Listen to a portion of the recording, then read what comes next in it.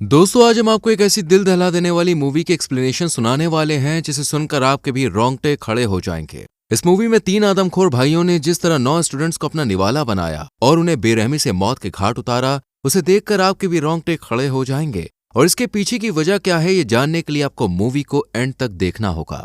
दोस्तों, कहानी की शुरुआत होती है 1974 के टाइम को दिखाते हुए, जहां वेस्ट वर्जीनिया में एक सेनेटोरियम को दिखाया जाता है। और ये सेनेटोरियम बेसिकली डिफॉर्म लोग के लिए बनाया गया था, और जो लोग यहाँ रहते थे असल में वो इनब्रीडिंग और बर्थ डिफेक्ट की वजह से ही डिफॉर्म बने थे। तभी यहाँ पर हम एक डॉक्टर को देखते हैं जिसका नाम ब्रेंडन होता है। ब्रेंडन यहाँ आई हुई एक नई डॉक्टर जिसका नाम एन है, उसे यहाँ के मरीजों के बारे में बता रहा होता है। और जैसे ही ये लोग आगे बढ़ते हैं वैसे ही एक पेशेंट डॉक्टर एन को पकड़ लेता है और उसके बालों से एक हेयर पिन को निकाल लेता है। किसी तरह एन उससे अपने बाल छुड़ाती है और फिर ब्रेंडन उसे एक सेनेटोरियम के सबसे खतरनाक पेशेंट्स के पास लेकर जाता है, जिसमें एक का नाम 3 फिंगर और दूसरे का नाम सॉ टूथ और तीसरे का 1 आई होता है। ब्रेंडन एन से कहता है कि इन पेशेंट्स को जंगल के अंदर से पकड़ा गया था और जब इन्हें पकड़ा गया था तब ये अपने माँ बाप को मार चुके थे। इस पर एन उससे पूछती है कि क्या डिफॉर्म पेशेंट्स को तकलीफ नहीं होती है। तब ब्रेंडन उससे कहता है कि नहीं, इन लोगों को किसी भी तरह का कोई भी दर्द महसूस नहीं होता है। और इतना कहकर फिर ब्रेंडन एन को लेकर यहाँ से चला जाता है। इसके बाद हम उस पेशेंट को देखते हैं जिसने एन के बालों से हेयरपिन चुरा ली थी। अब वो उसकी मदद से दरवाजे पर लगे लॉक को खोलने की कोशिश करता है, पर वो पूरी तरह से नाकामयाब हो जाता है। हालांकि उसे ऐसा करते हुए तीनों भाई यानी सॉ टूथ, 3 फिंगर और 1 आई देख लेते हैं और उसे हेयर पिन मांगने लगते हैं, जिसके बाद वो पेशेंट हेयर पिन को उनके पास फेंक देता है, जिससे 3 फिंगर जो कि इन तीनों में सबसे ज्यादा समझदार है वो पिन को उठा लेता है और दरवाजे पर लगे लॉक को बड़ी ही होशियारी के साथ चुपचाप खोल देता है। अब ये तीनों आजाद हो जाते हैं, साथ ही सेनेटोरियम में मौजूद काफी सारे पेशेंट्स को भी रिहा कर देते हैं, जिससे सेनेटोरियम में हलचल मच जाती है। और फिर ये तीनों डॉक्टर एन के पास जाकर उसे बड़ी ही बेरहमी से इलेक्ट्रिक शॉक देते हैं और तब तक ऐसा करते हैं जब तक कि उसका दिमाग पूरी तरह से पक ना जाए, और फिर वो डॉक्टर ब्रेंडन की भी जान ले लेते हैं। इसके बाद हमें कहानी 29 साल बाद की दिखाई जाती है, यानी अब इस इंसिडेंट को 29 साल बीत चुके थे और अब यहाँ तकरीबन 9 स्टूडेंट्स मौज मस्ती करने के लिए आए हुए थे, जो अभी स्नो मोबाइल को काफी एंजॉय करते हैं और स्नो मोबाइल करते हुए अपने दोस्त के घर जाने का फैसला करते हैं। लेकिन जैसे ही ये लोग आगे बढ़ते हैं वैसे ही अचानक बर्फ का एक बहुत बड़ा तूफान आ जाता है, जिसमें ये लोग बहुत बुरी तरह से फंस जाते हैं और देखते ही देखते रात भी हो जाती है। इनके पास अब बचने का कोई भी रास्ता नहीं था, इसलिए ये लोग आसपास छुपने की जगह ढूंढने लगते हैं और तभी इन्हें सामने बहुत बड़ी बिल्डिंग दिखाई देती है, जो कि वही सेनेटोरियम होता है जो आज से 29 साल पहले 2 डॉक्टर्स की जान की वजह बना था। इसके बाद ये सभी दोस्त उस बंद पड़े हुए सेनेटोरियम के अंदर चले जाते हैं, जिसे देखने पर इन्हें पता चल जाता है कि पहले ये एक सेनेटोरियम हुआ करता था। साथ ही इन्हें कुछ अजीबोगरीब चीजें भी यहाँ दिखाई देती हैं, पर ये इन पर ध्यान न देते हुए आज रात यहीं रुकने का फैसला करते हैं और सभी आग जलाकर आराम से बैठ जाते हैं। पर तभी एक दोस्त इन्हें कहता है कि क्यों न इस सेनेटोरियम की अच्छे से तलाशी ली जाए, हो सकता है कि यहाँ पर हमें कुछ और इंटरेस्टिंग चीजें देखने को मिल जाएं। उसकी बात से सहमत होकर अब ये सभी सेनेटोरियम में इधर उधर घूमना शुरू कर देते हैं, जहां इन्हें इंचार्ज ऑफिस में एक वाइन की बोतल मिल जाती है।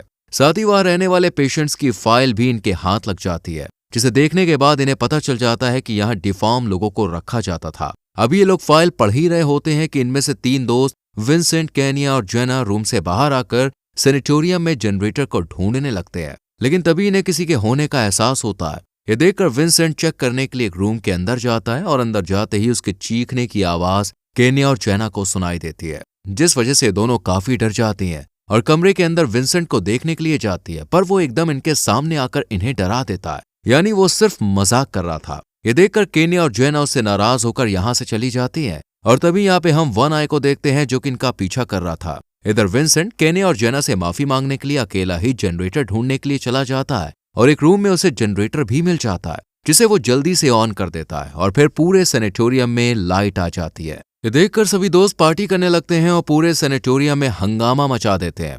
हालांकि अब तक उन्हें ये नहीं पता होता कि कोई उन पर नजर रखे हुए है। पार्टी करते वक्त ये लोग एक ऐसी जगह पर पहुंच जाते हैं जहां उन्हें एक फिल्म की डीवीडी मिलती है। डैनियल उस डीवीडी को एक प्रोजेक्टर में डालकर प्ले कर देता है, जिसमें हम देखते हैं कि उन तीनों भाइयों पर सबसे ज्यादा एक्सट्रीम टेस्ट किए जा रहे हैं। ये देखने के बाद लॉरेन कहती है कि मेरा भाई इन तीनों के बारे में बहुत ही खौफनाक कहानियां सुनाता है। वो कहता है कि ये तीनों बहुत ही खतरनाक हैं और लोगों को मारकर खा जाते हैं। और लॉरेन की बात सुनकर सब हंसने लगते हैं, क्योंकि किसी को भी उसकी बात पर यकीन नहीं आता। इसके बाद सब अपने अपने रूम में सोने के लिए चले जाते हैं, लेकिन विंसेंट को नींद नहीं आती इसलिए वो सेनेटोरियम में इधर उधर टहलना शुरू कर देता है। जैसे ही वो थोड़ा आगे बढ़ता है उसे सामने कोई खड़ा हुआ दिखाई देता है। जब विंसेंट उसके पास जाता है तो देखता है कि ये उसका वही दोस्त है जिसके घर पर ये जाने वाले थे, लेकिन अब वो मर चुका है। अभी विंसेंट ये सब सोच ही रहा होता है कि तभी सॉ टूथ उसके सिर में एक रॉड घुसाकर उसे मार देता है। अगली सुबह जैना विंसेंट के बारे में सभी से पूछती है, लेकिन किसी ने भी उसे नहीं देखा था। साथ ही इन सभी दोस्तों का सामान भी गायब था, जिस पर ये सोचते हैं कि इस बार भी विंसेंट उनके साथ मजाक कर रहा है। जिसके बाद सब लोग उसे ढूंढना शुरू कर देते हैं और उनमें से 4 दोस्त बेसमेंट में जाते हैं, जहां उन्हें अजीबोगरीब एक केज मिलता है जिसमें बहुत सारे औजार रखे हुए होते हैं।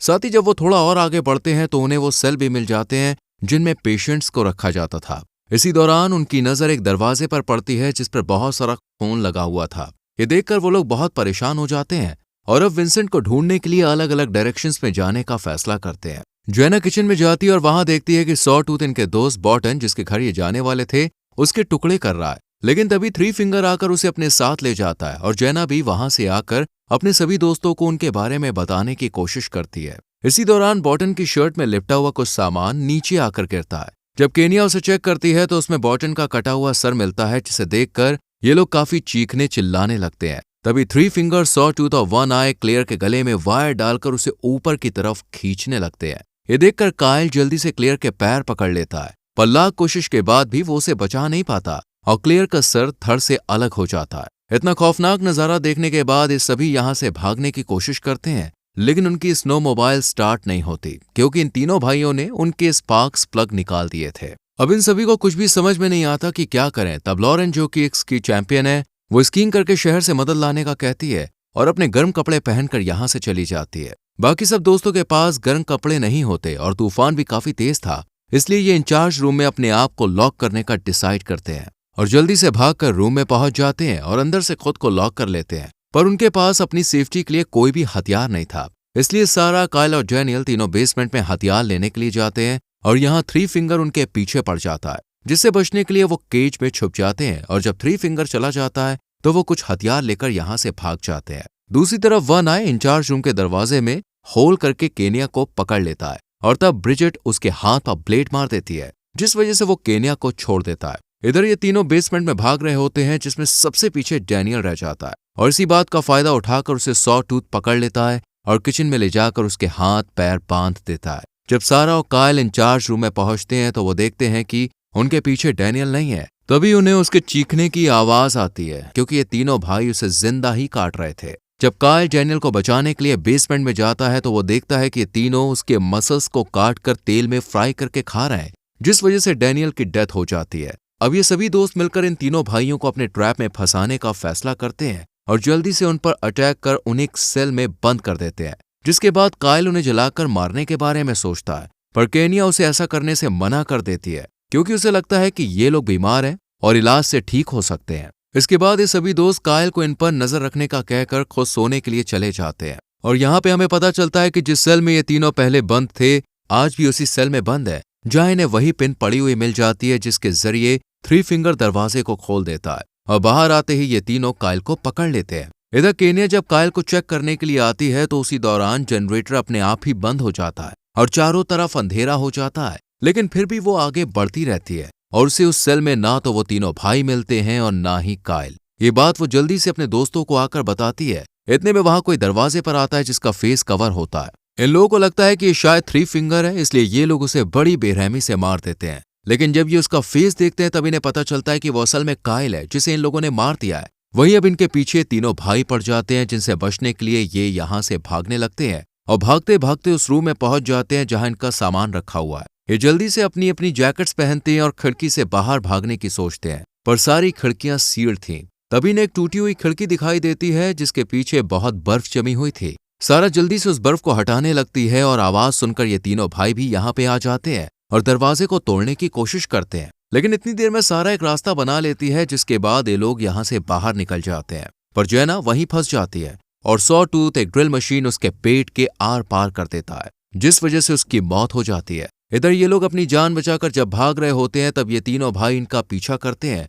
और सॉ टूथ ब्रिजेट को पकड़ लेता है, जो उस पर चाकू से हमला कर देती है, जिस वजह से वो उसे छोड़ देता है। दूसरी तरफ हम लॉरेन को देखते हैं जो बर्फ जमने की वजह से अब मर चुकी है और उसके सामने ही मेन रोड है जो तूफान की वजह से लॉरेन को नजर नहीं आए थे। इधर अब केन्या और सारा ही जिंदा बचती हैं, जो अपनी जान बचाकर यहाँ से भाग रही होती हैं। तभी केन्या के पीछे वन आय पड़ जाता है और जैसे ही वो उसे पकड़ने वाला होता है तब सारा उस पर अटैक कर देती है और अपनी स्नो मोबाइल लेकर यहाँ से जाने लगती है। इन दोनों को लगता है कि वो अब बच गई हैं और इसी खुशी में उन्हें सामने लगी वायर दिखाई नहीं देती, जिस वजह से उनका सर धड़ से अलग हो जाता है। तभी थ्री फिंगर वहां पर आकर उनके सर को उठाकर ले जाता है और इसी के साथ ये मूवी यहीं खत्म हो जाती है। तो दोस्तों, आपको ये दिल दहला देने वाली मूवी कैसी लगी कमेंट सेक्शन में जरूर बताएं। वीडियो को लाइक और शेयर करके चैनल को सब्सक्राइब करें, बेल आइकॉन प्रेस करें जिससे आपसे आने वाली वीडियोस मिस ना हो। मिलते हैं आपसे अगली वीडियो में। Till then bye bye, take care.